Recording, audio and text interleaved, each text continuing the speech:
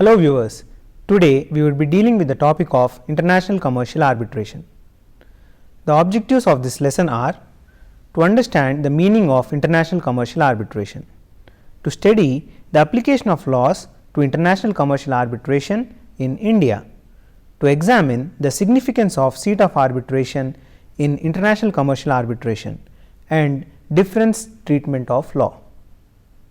International commercial arbitration establishes an international legal system for the development of unique international dispute resolution model for cross-border commercial disputes, avoiding the complexities of conflicts of jurisdiction and conflicts of laws.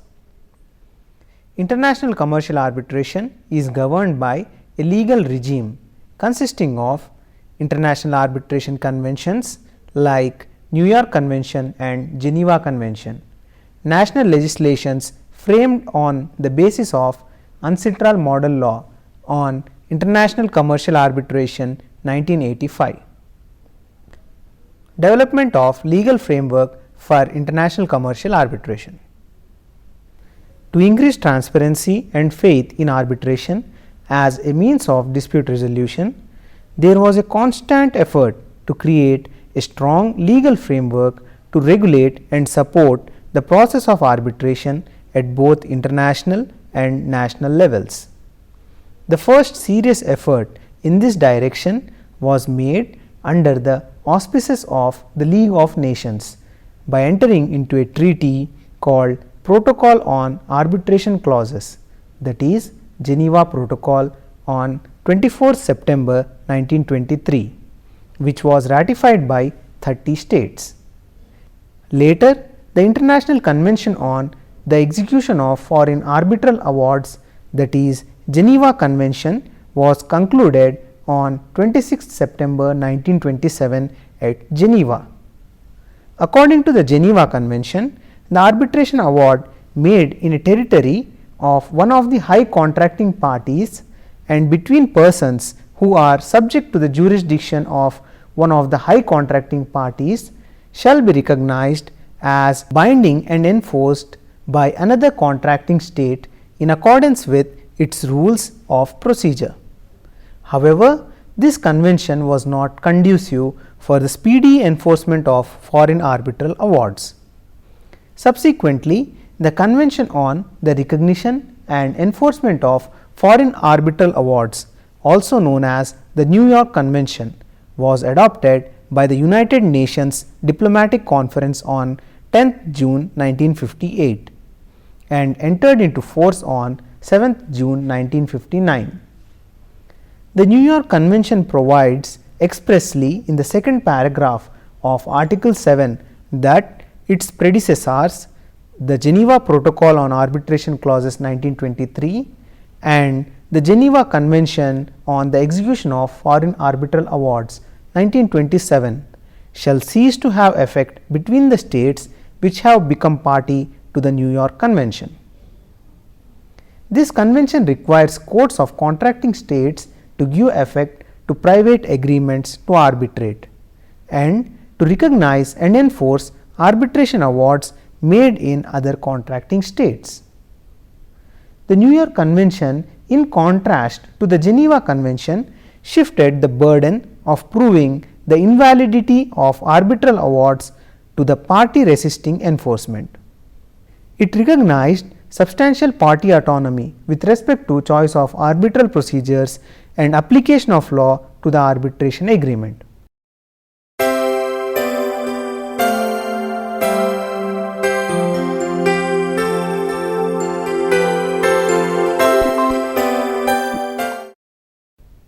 The requirement of double exequatur, that is confirmation of the award by the court of the country where it has been passed before its enforcement in another jurisdiction, which was required in the Geneva Convention, was removed in the New York Convention. Presently, 157 countries are members to the New York Convention, and it is the most successful international instrument in the field of arbitration. The main purpose of the New York Convention is uniformity in the legal standards for the enforcement of arbitration agreements and awards. The provisions of the New York Convention prescribe uniform rules for the recognition and enforcement of foreign arbitral awards and recognition of the validity of arbitration agreements by the national courts, subject to specific exceptions like issues of jurisdiction, procedural regularity and fairness, public policy. Further, the national courts are also required to refer parties to arbitration in the presence of a valid arbitration agreement, but the national courts cannot review the award on merits. Although harmonization of law was achieved relating to the enforcement of foreign arbitral awards with the help of New York Convention, still there were differences in the legal framework governing arbitration in majority of countries, which led to difficulties in the implementation of the awards. As such, the UNCITRAL proposed a model law on international commercial arbitration in 1985. The main goal of the model law was to promote arbitration as a method of settling disputes arising in the international commercial relations by unification and harmonization of the legal framework governing international commercial arbitration in different member countries of the United Nations. The model law defined a set of procedural rules for the arbitral proceedings. It provided a prototype arbitration law which could be used as the basis for drafting of arbitration law by the member states. The main objectives of the model law are enhancing party autonomy, limiting court intervention and maximizing party equality in the conduct of arbitral proceedings. The Arbitration and Conciliation Act 1996 in India is based on the UNCITRAL model law on international commercial arbitration 1985 and UNCITRAL conciliation rules 1980. It provides for the enforcement of foreign awards under the New York Convention and the Geneva Convention.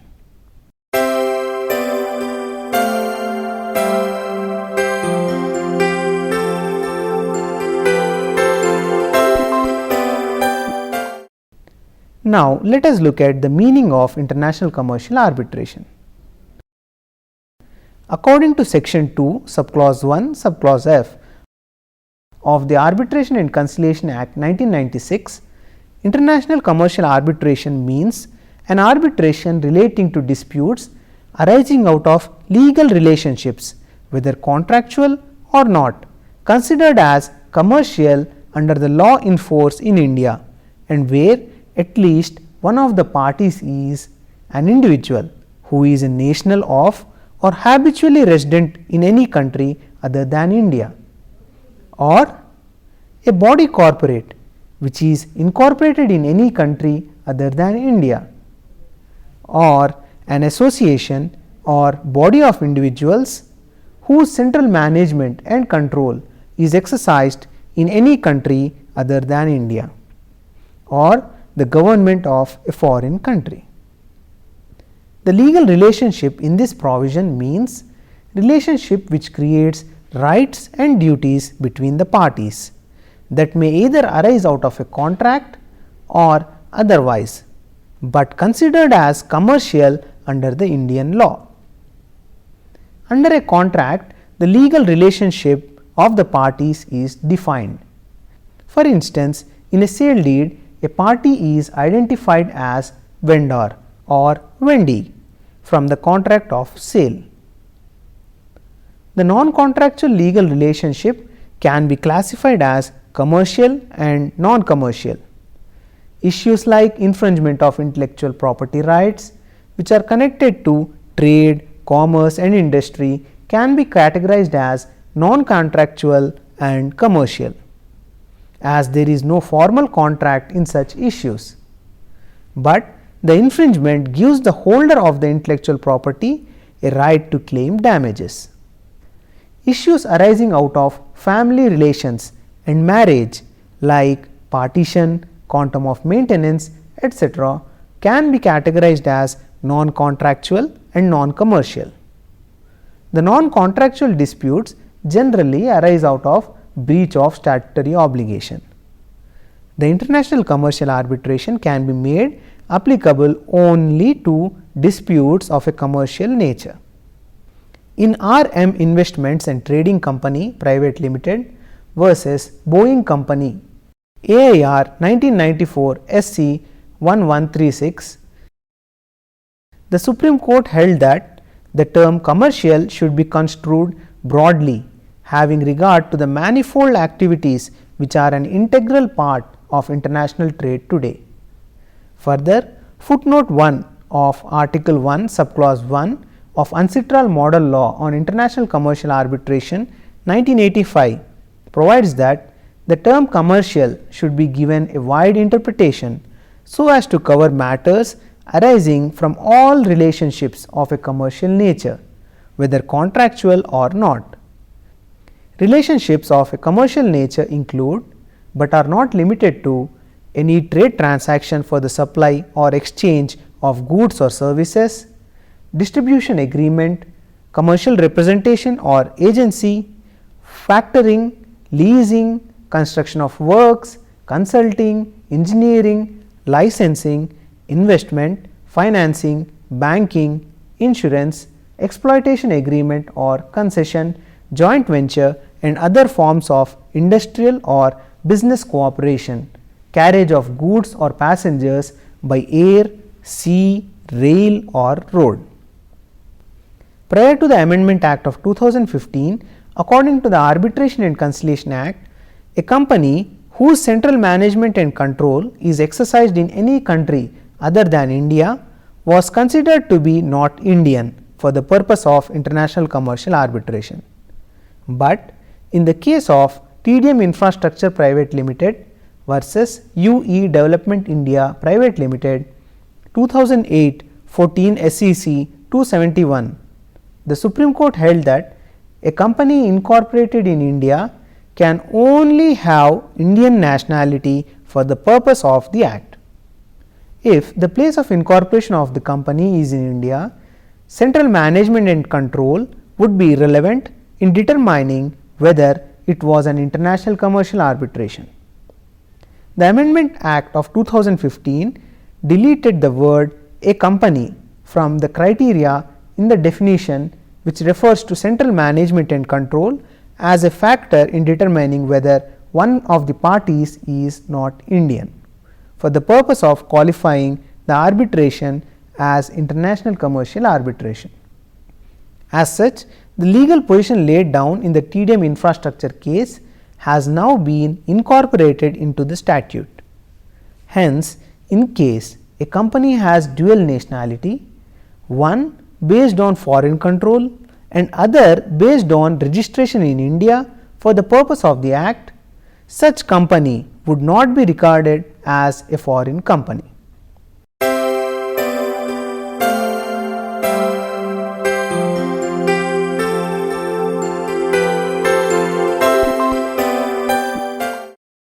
Let us discuss about the applicability of Part 1 of the Act to international commercial arbitration.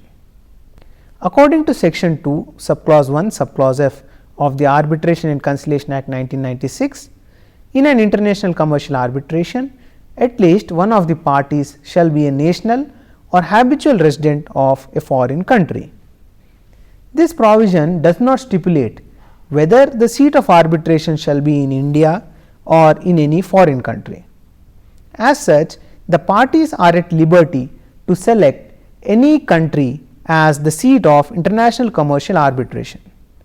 If the parties select the seat of arbitration to be in India, then it would be governed by the Part 1 of the Arbitration and Conciliation Act 1996, and the award rendered in such arbitration would be a domestic award. If the seat of arbitration is outside India, then it would be governed by Part 2 of the Act, and the award rendered in such arbitration would be a foreign award. Earlier, there was a lot of conflicting opinion of courts regarding the application of Part 1 of the Act to arbitrations which take place outside India. In the landmark decision of Bhatia International versus Bulk Trading SA 2002 for SCC 105, Supreme Court held that the provisions of the Part 1 of the Act apply to all arbitrations, including international commercial arbitration seated outside India, unless the parties have expressly or impliedly excluded its application. But this approach of the Supreme Court was criticized by scholars and arbitration experts globally, as it increased court intervention, allowed parties to delay the proceedings in international commercial arbitration, and defeated its purpose. Finally, Supreme Court in a larger bench decision in Bharat Aluminium and Company versus Kaiser Aluminium and Company 2012-9 SCC 552, which is popularly known as Balco case, has overruled the decision in Bhatia International case and held that Part 1 of the Act would have no application to international commercial arbitration held outside India, and that such awards would only be subject to the jurisdiction of Indian courts when the same are sought to be enforced in India under Part 2 of the Act. The Balco judgment was given prospective effect and applied to arbitration agreements executed after the date of judgment, that is, after 6/9/2012. Even though this judgment was much appreciated, but an efficacious remedy was not available to the parties in cases of international commercial arbitration where the assets were located in India and interim relief was needed to protect the same. Presently, by way of amendment of 2015, a middle way has been adopted by the legislature in respect of applicability of Part 1 of the Act. A proviso has been added to section 2 subclause 2, stating that provisions relating to interim measures by court under section 9, court assistance in taking evidence under section 27, and appeals from orders under section 37 1A and section 37 subclause 3 shall also apply to international commercial arbitration, even if the place of arbitration is outside India, unless the same is excluded by the parties in their agreement. This ensures that the Indian courts can exercise jurisdiction in suitable situations with respect to the above provisions, even where the seat of arbitration is outside India.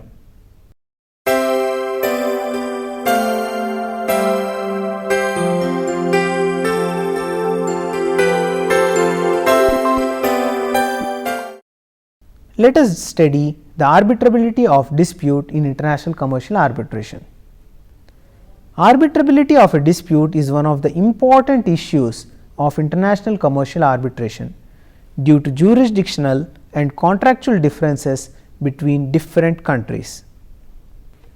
Arbitrability means what type of disputes can be submitted to arbitration.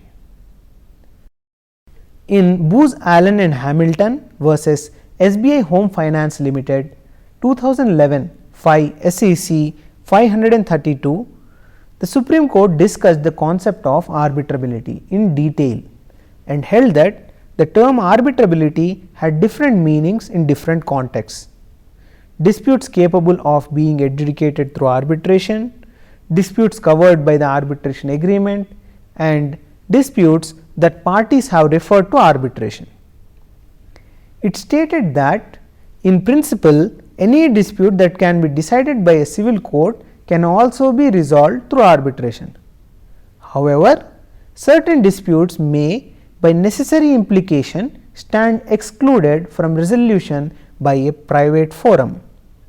Such non-arbitrable disputes include disputes relating to rights and liabilities which give rise to or arise out of criminal offences, matrimonial disputes relating to divorce, judicial separation, restitution of conjugal rights or child custody, guardianship matters, insolvency and winding up matters, testamentary matters like grant of probate, letters of administration and succession certificate, and eviction or tenancy matters governed by special statutes, where the tenant enjoys statutory protection against eviction and only the specified courts are conferred jurisdiction to grant eviction or decide the disputes.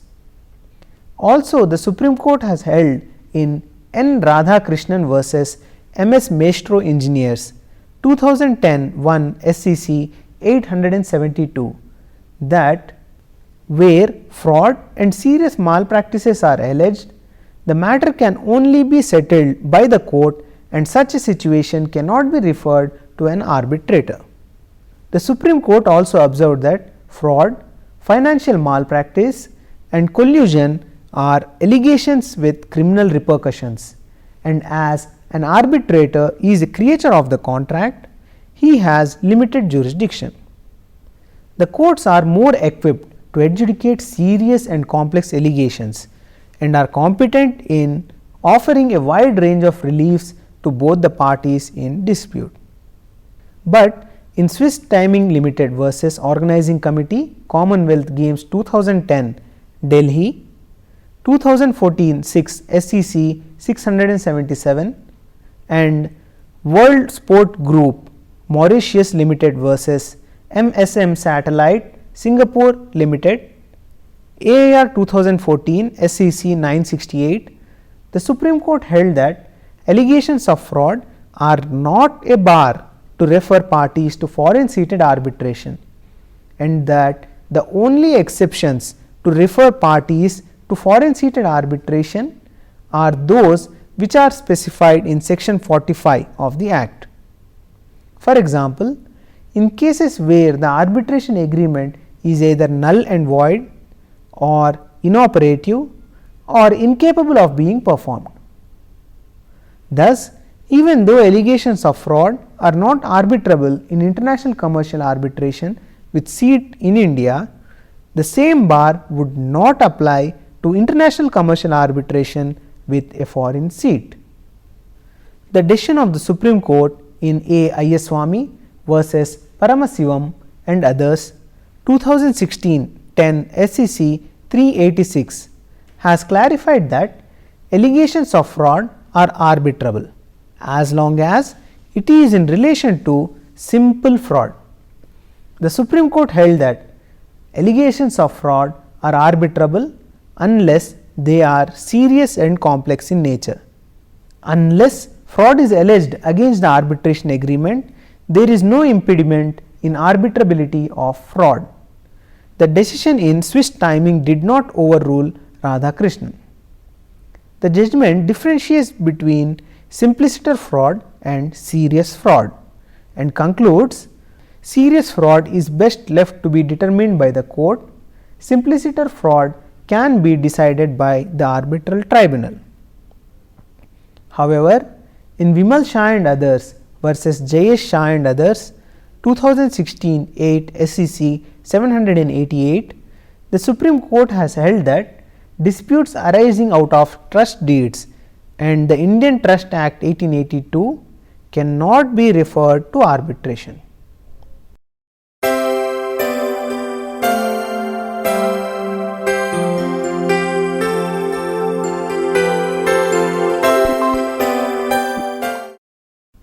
Now, we will study laws applicable to international commercial arbitration. The international commercial arbitration involves more than one system of law. Generally, 4 different systems of law can be identified which would be involved in international commercial arbitration. They are lex arbitri or law governing the proceedings of arbitration, proper law of contract or law applicable to the substantive issues in dispute. Thirdly, law applicable to the validity and enforceability of the arbitration agreement and the performance of the arbitration agreement.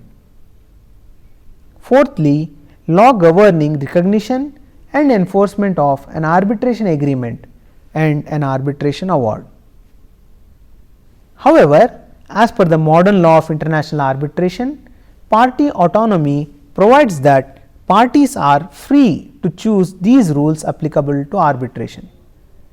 Party autonomy or the freedom of choice of the parties is the significant feature of the arbitration, as it provides convenience and flexibility in procedure. But the procedure adopted by the parties shall treat the parties equally and shall not be against the principles of natural justice. The rules adopted in arbitration, that is lex arbitri, should not be in contravention of the law of the place or seat of the arbitration.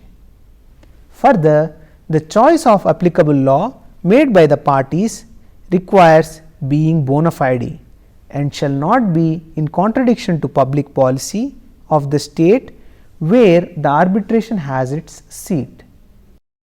Significance of seat of arbitration.